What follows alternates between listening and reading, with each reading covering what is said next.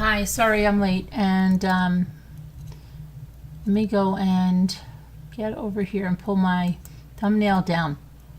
So I'm going to try to make this concise and quick and easy because got some things that I've got to take care of. And so we're going to talk about the Karen Read trial. I watched her, well, actually John O'Keefe's friend testifying today, but the woman that was with Karen Read when she, went and they found John O'Keefe in the snow. We're going to talk about a 19-year-old girl charged with trying to kill her parents over a resurrection argument. And we're going to talk about Austin Metcalf's killer moving to an undisclosed location. So let us first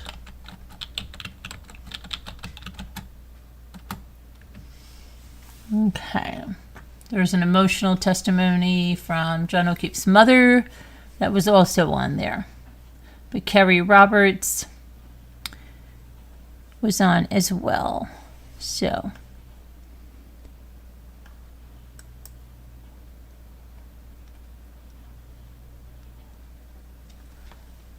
Kerry Roberts returned to the stand today. She was a friend of John O'Keefe's.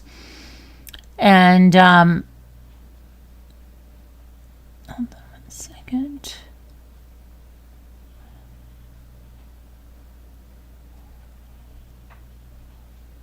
You're so crazy with all this.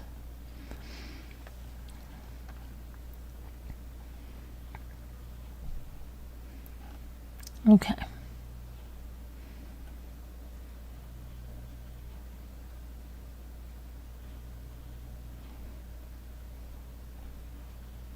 Kerry Roberts answered questions from the special prosecutor Hank Brennan about the events of the morning of John O'Keefe's death.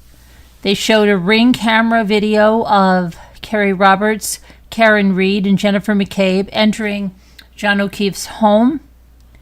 Roberts and Read pointed out a broken taillight on her SUV. And Roberts said that Karen Read said, "Do you think I hit him?" And she said, I don't think you hit him. What are you talking about?"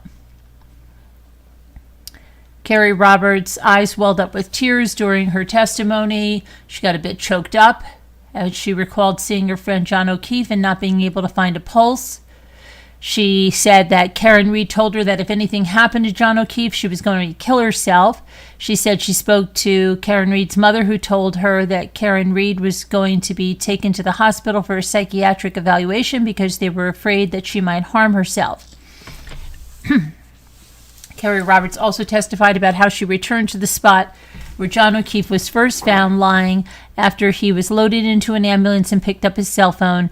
She put it in her pocket. She picked up a cell phone, put it in her pocket and later gave it to first responders. And she also talked about how she took baby blankets or told her friend to get, Jennifer, to get baby blankets out of the car because she carried blankets around and she wrapped these blankets around John O'Keefe's head. She didn't understand why, but I guess to keep him warm or try to warm him up. But anyway, she explained that there was blood on them from the back of his head later as she picked up the blankets. Yes, and then she also picked up the phone, but she said she gave it to a first responder. She said she drove to John O'Keefe's parents' house, barely making it there because the highway was really bad. And she said she spun out a few times. And she then drove, she and O'Keefe's parents then drove to the hospital. She described arriving at the hospital, saying she immediately asked to wash up because she was covered with blood. She then went to the hospital chapel to say a prayer. Roberts then said she had a chance to go in and see John O'Keefe. She thought he was going to look better at this point. She said he went in there. He was in a neck brace. There was a trail of blood going towards the gurney that he was on. And this time his eyes were filled with blood. He looked like raccoons. She said she thought he was going to look better in the hospital because he was being worked on, but he wasn't. There was so much blood. Special Prosecutor Hank Brennan showed a video in court Wednesday from the scene of the night of John O'Keefe's death.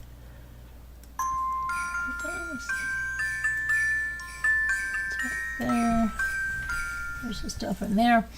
The video showed first responders arriving on the scene where John O'Keefe was found on Fairview Road in Canton, Massachusetts, and Karen Reed screaming and running frantically around the scene as medical personnel began to attend to John O'Keefe.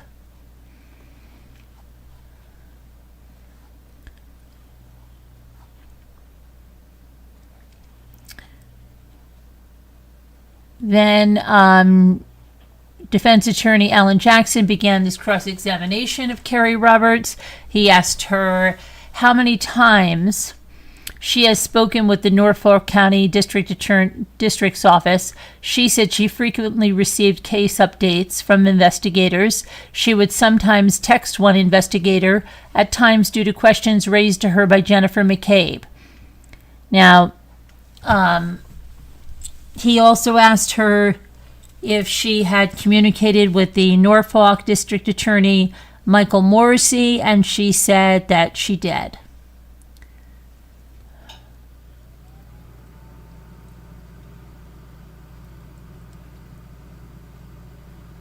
Then he continued his cross-examination, asking her about the first trial and what Special Prosecutor Hank Brennan asked her about. He also asked her about the video shown in court earlier where Jennifer McCabe was. Robert said she was doing chest compressions. Karen was doing CPR, and McCabe was calling 911. But McCabe at some point took over the chest compressions. Jackson asked if Carrie Roberts remembers hearing Karen Reed say, "My boyfriend, I left him. He never came home." She said she did not.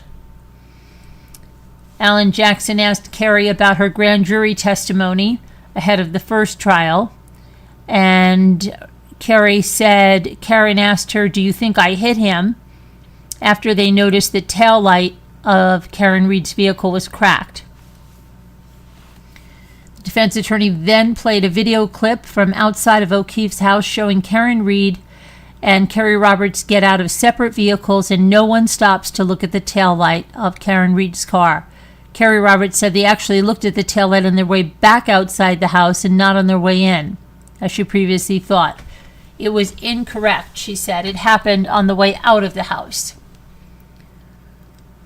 He asked her why she didn't immediately recall to investigators that Karen called her on the morning John O'Keefe was found and said he's dead. Only later did she recall that. She said she was in shock. Jackson also asked Roberts about her second interview with investigators on February 1st. She said that interview was conducted at the home of Jennifer McCabe, and she met with McCabe before the interview. "We are putting a timeline together," she said, at the request of O'Keefe's mother. "So both of you were assisting in each other's memories, correct?" Jennifer asked. "Obviously, that would help influence your memory. So what's on the timeline is not completely independent. It's a combination of your memory and Jennifer McCabe's memory?" He asked Carrie to point at one point about whether she ever told investigators that Karen Reed asked Jennifer McCabe to Google hypothermia on the day that John O'Keefe was found outside in the cold. Carrie Roberts said no, she did never recall saying that. But when she testified to the grand jury, Jackson said Carrie Roberts did say that she heard Karen Reed ask Jennifer McCabe that question. She said, "Yep, I testified. I didn't hear it, but I was told she was asked to Google it." After having a chance to review her grand jury testimony, that's what Carrie Roberts said. "You'll agree for that purpose you painted a very, very detailed picture in front of the grand jury, didn't you?" Jackson asked her. On redirect, Special Prosecutor Hank Brennan attempted to show that Carrie Roberts did not intentionally mislead the grand jury about the Google hypothermia statement, and saying, "Did you ever tell the grand jury you actually heard that statement being made?" "I did not," she said. She concluded her testimony around 12:35, And then the next witness is going to be John O'Keefe's mother, Peggy O'Keefe.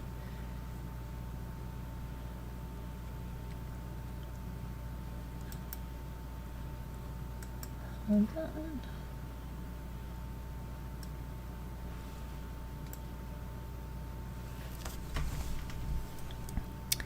So this is the third prosecution witness to be called so far.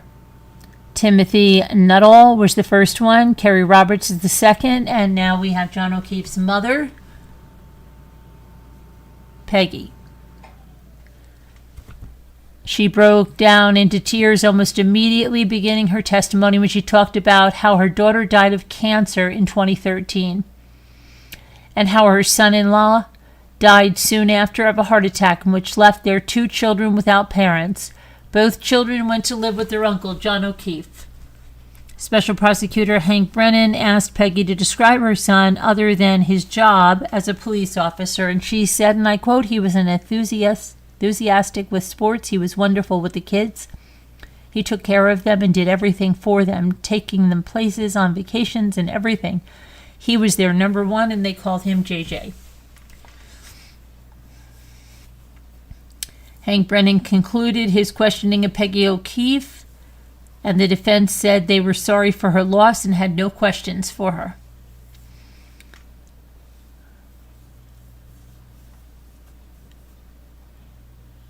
Now, they showed a video. Prosecution wants to admit a TV interview as evidence. So the jury was asked to leave, and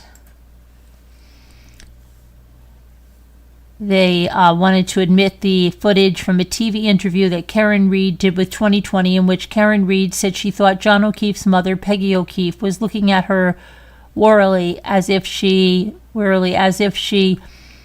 that Karen Reed hit her son with her SUV. And she said, "I think John's mother thinks I did something to John." Brennan said the clip should be admitted because it shows consciousness of guilt. He said it shows Karen Reed trying to make an excuse for the fact that she left the house taking her SUV, a key piece of evidence with her. It's not only relevant, it's an extraordinarily strong piece of consciousness of guilt evidence, he said. Massachusetts State Police Trooper Nicholas Guarino testified next. Let's get a picture of him.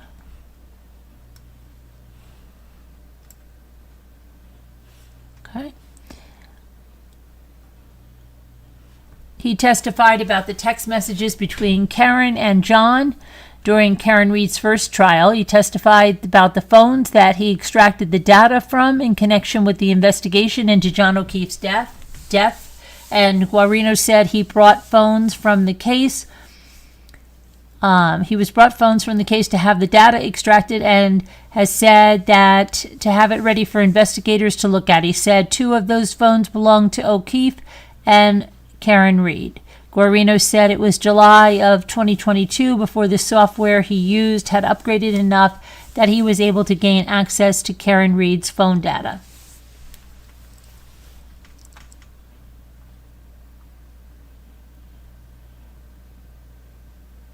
Okay. And after further discussion of the technical aspects of the cell phone forensics, Guarino was excused from the stand, but they made a provision that he may be recalled as a witness. Then Daniel Whitley, a Canton firefighter paramedic, was called next. And they wanted to know what happened when he was called to the scene of John O'Keefe's death. And Whitley described taking Karen Reed to the hospital.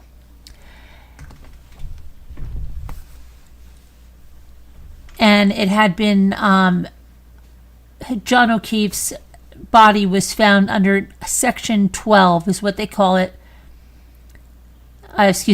Section 12 is what they call what they did to Karen Reed after finding John O'Keefe's body. the emergency restraint and hospitalization of someone in psychiatric or emotional distress. Whitley was one of the paramedics who took Karen Reed to the hospital, and he shared his memory of what happened. He said that she kept asking if there was any chance her husband could be alive, and even sitting outside in the snow with no coat on for many hours. He also described Karen Reed's resistance to some of the hospital staff's requests as she was being evaluated. Whitley also confirmed that he learned while taking Karen Reed's medical history that she had multiple sclerosis. And Whitley also said that he didn't know if O'Keefe did have hypothermia. We were just trying to give her any hope. The paramedic acknowledged that he told investigators a few weeks after O'Keefe's death that he thought of Karen Reed as being snarky.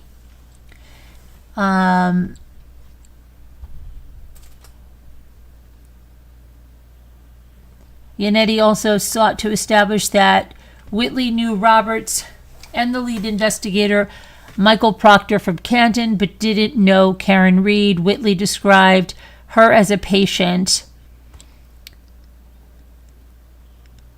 Yannetti asked to speak with the judge at a sidebar. She told the lawyers, "I would like to move things along a little more expeditiously tomorrow," and asked for copies of videos that Brennan's been showing so she can review them ahead of time. And Brennan promised to provide a physical copy.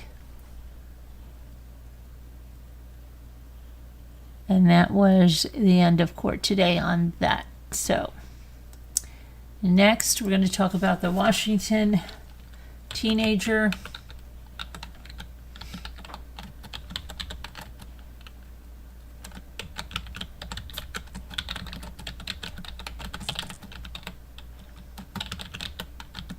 Okay, here we go. On Easter Sunday,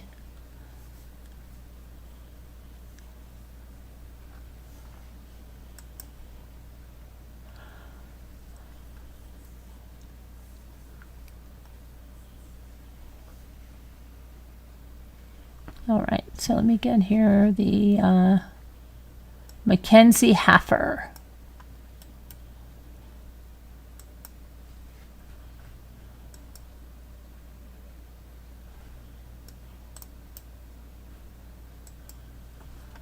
Trying to get a picture up here. They have her in the turtle suit.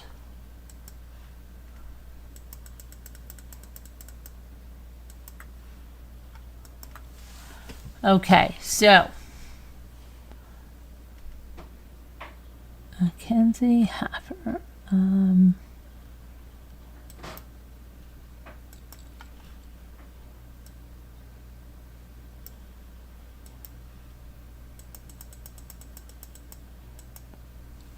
Here's a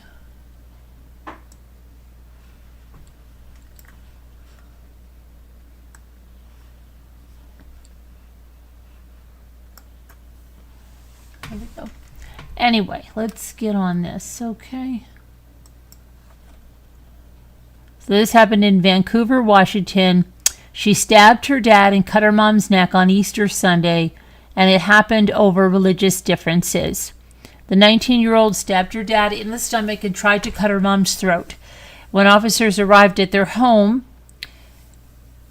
Mackenzie Haffer was outside in the front yard where she was taken into custody. According to the documents, after being read her rights, officers learned the fight started after Mackenzie's father told her Happy Resurrection Day, to which she responded she doesn't believe in God.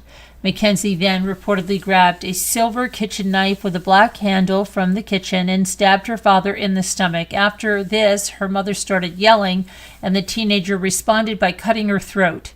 She is facing attempted murder charges. Unbelievable. Unbelievable. Okay. Crazy. What a reaction, right? What a reaction. Happy Resurrection Day.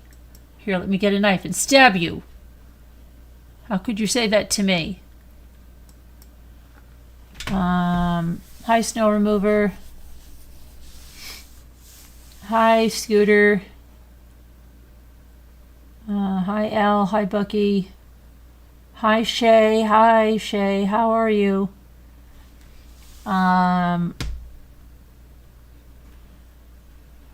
What situation? What entire situation is beyond sickening?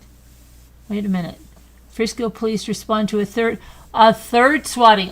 Well, they shouldn't be having swatting calls after the first two. They should be known that what's going on, right? That's terrible what's going on, but we're going to talk about the Metcalf situation. I know it's terrible. Hey there. Guilty in your opinion, snow remover, member, snow remover, Rambler VIP for 63 months. Thank you for that. Yes, I know that's how you feel. Okay. So that's the situation there. And now let's talk about Austin Metcalf, okay?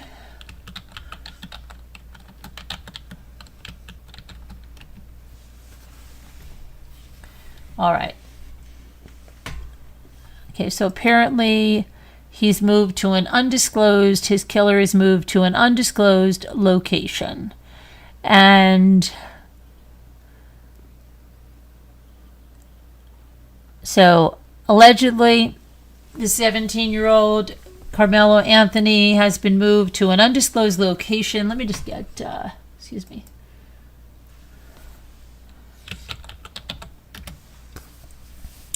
Image up, please. Image up, please.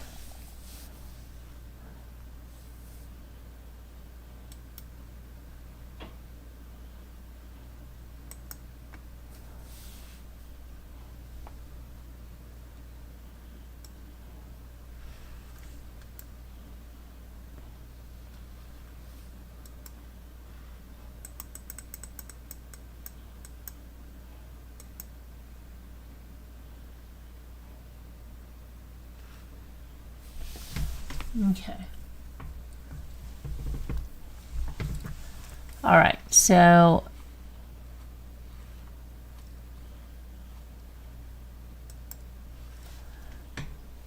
Carmelo's been moved to an undisclosed location to ensure his safety after reportedly receiving death threats while under house arrest. Oh, okay.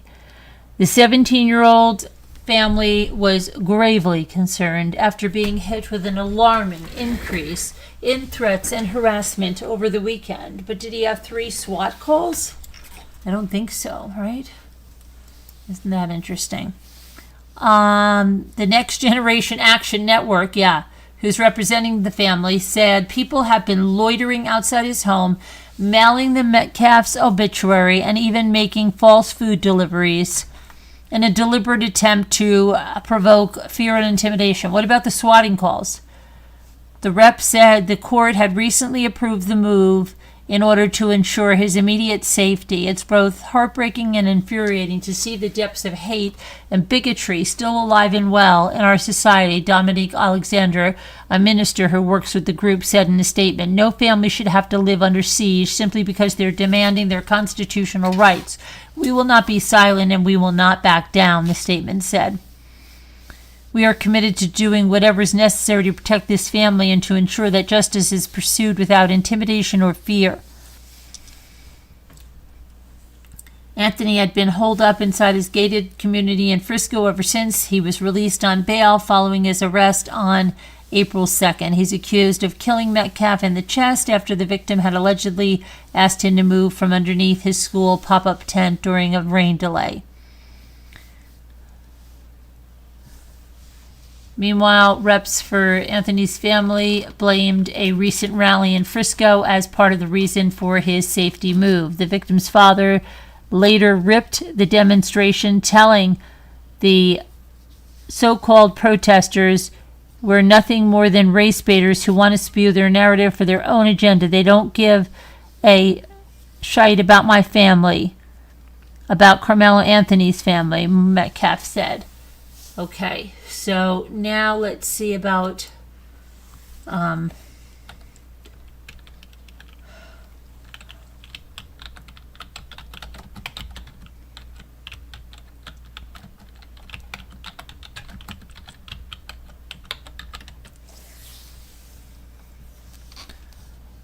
Okay, so the family of Austin Metcalf was swatted for the second time.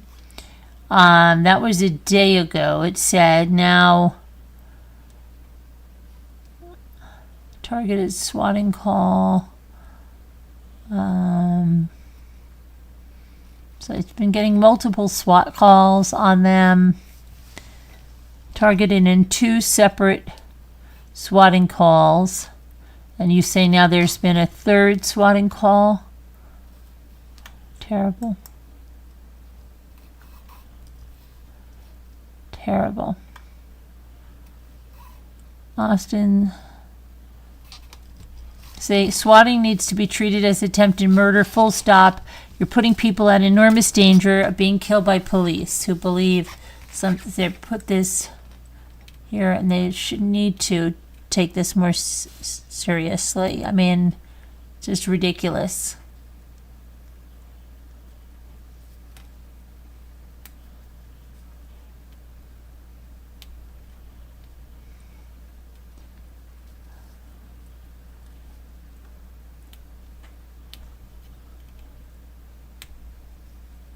Yeah, they should really.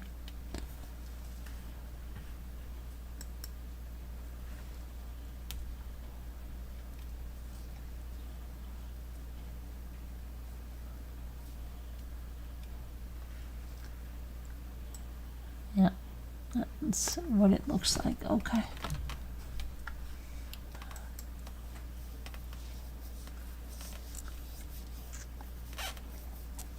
Okay, they're also saying that a self-defense is an uphill battle for Carmelo Anthony to go under. So yeah, not good stuff there. What's going on, right? Okay, I'm going to do the word thing because I have to get out of here. Got places to go here that I've got to get to. I've got to go do some work, get some sleep. Okay.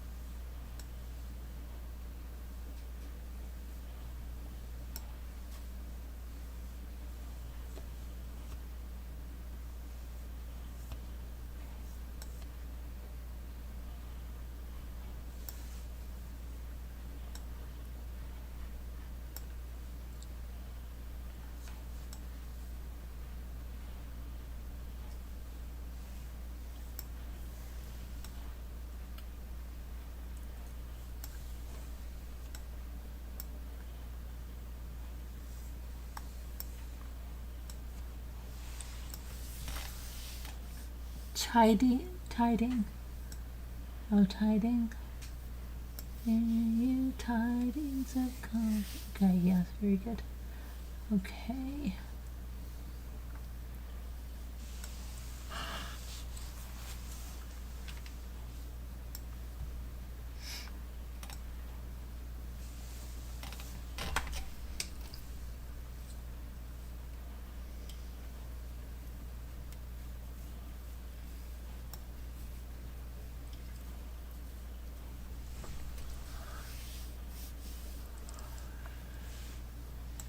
Where's murder of crows? Where is he now?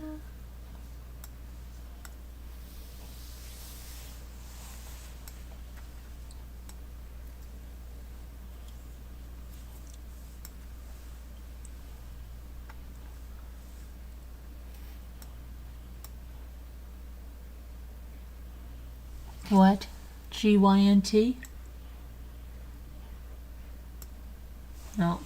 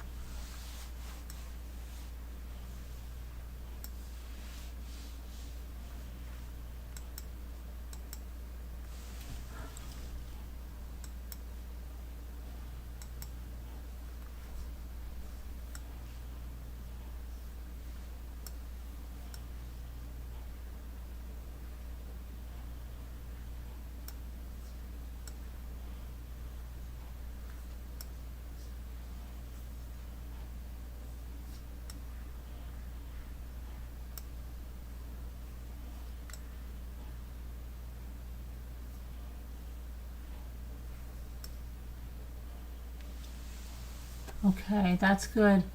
Okay, I'm going to see you guys tomorrow. God bless. Prayers. Be good. Be nice. We'll see you tomorrow. Thank you so much. Bye-bye now.